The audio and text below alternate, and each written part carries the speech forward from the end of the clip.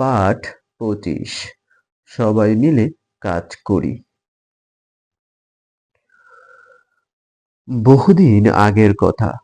মহানবী হযরত মুহাম্মদ সাল্লাল্লাহু আলাইহি ওয়াসাল্লাম তখন মদিনায় থাকতেন। তিনি একদিন খবর পেলেন শত্রুরা মদিনায় হামলা করবে।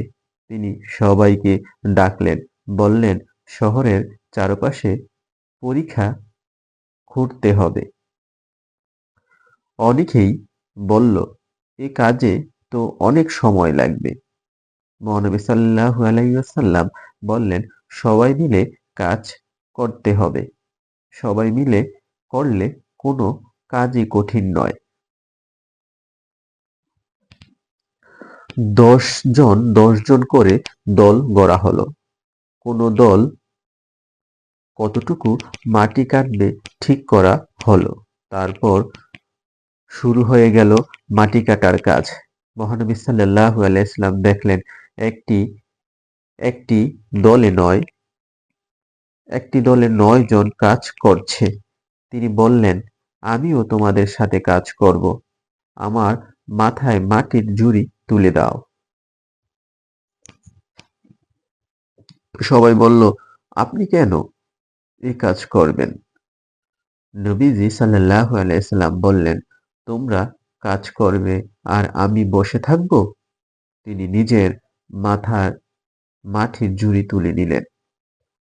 কয়েকদিনের মধ্যে পরিখা খোঁড়া শেষ হলো। সবাই বুঝল একসাথে কাজ করলে কাজ সহজ হয়। শব্দ শিখি। মদিনা আরবের একটি শহর। হামলা, আক্রমণ, পরিখা, খাল। বিরামচিহ্ন বসাই। বহুদিন আগের কথা। এখানে বিরামচিহ্ন বসবে। সবাই বলল, বিরামচিহ্ন, আপনি কেন এ কাজ করবেন? বিরামচিহ্ন, সবাই বুঝল, বিরামচিহ্ন, একসাথে করলে কাজ সহজ হয়। বিরামচিহ্ন, কিন্তু কোন জায়গায় কোন বিরামচিহ্নটি বসবে আমরা পরে বলে দিব। বিরামচিহ্ন বসাই। ১. বহুদিন আগের কথা। দাড়ি। ২. সবাই বলল, আপনি কেন এই কাজ করবেন? প্রশ্নবোধক চিহ্ন। সবাই বলল, একসাথে করলে কাজ সহজ হয়। দাড়ি। সবাই মিলে করি। সপ্তাহে একদিন সবাই মিলে শ্রেণীকক্ষ পরিষ্কার পরিচ্ছন্ন করি। আমরা এই অধ্যায় থেকে শিখতে পেরেছি যে সবাই মিলে কাজ করলে অনেক জটিল অথবা অনেক কঠিন কাজও সহজ হয়ে যায়।